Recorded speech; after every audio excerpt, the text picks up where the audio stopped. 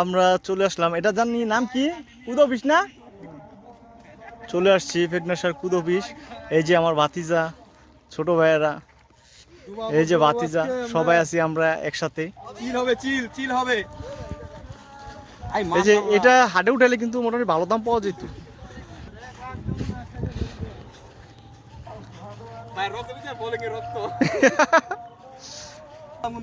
এই যে আমাদের বড় ভাই সুমন পোদ্দার, আমরা এই যে এই নদীটার নাম জানি কি ভাই? হ্যাঁ, ইসামতি নদীতে আসছি আমরা গোসল করতে সবাই। এই যে দেখেন কি সুন্দর পরিবেশ।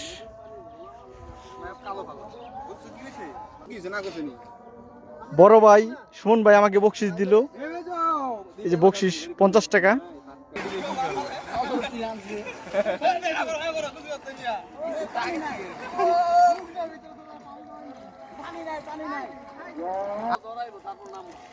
এখানে সবাই আনন্দ করতেছে, কিন্তু আমার পক্ষে সম্ভব না।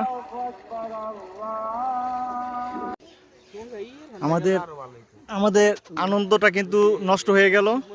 এই যে এই বস্তাটা জানি কি আছে জানি না, এমন পচা গন্ধ ছুটছে, এই কারণে সবাই এই যে সবাই গোসল ধুয়ে উঠে গেল। এই যে সবাই উঠে গেছে, কারণ এখন সম্ভব হইতেছে না গোসল করা। খুবই মারাত্মক পচা গন্ধ, সম্ভবত গরুর কিছু হইতে পারে।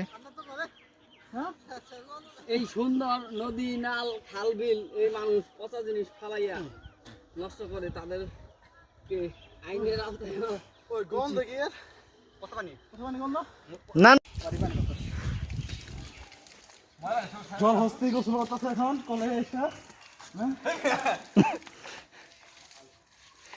কিসে তোমাকে নদীতে কি সমস্যা, গোসল করতে পারলা না কেন? হ্যাঁ কেন, কি কোনো সমস্যা হয়েছে তোমাকে নদীতেই?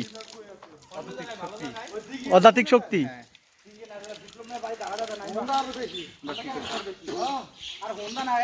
যা বমি করলো মাল না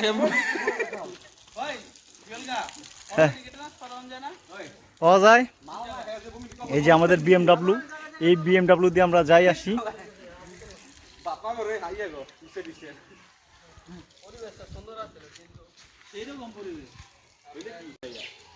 আমরা তো হুন্ডা মুড়ালে এখানে উঠতে পারি করতাম ভাইয়া।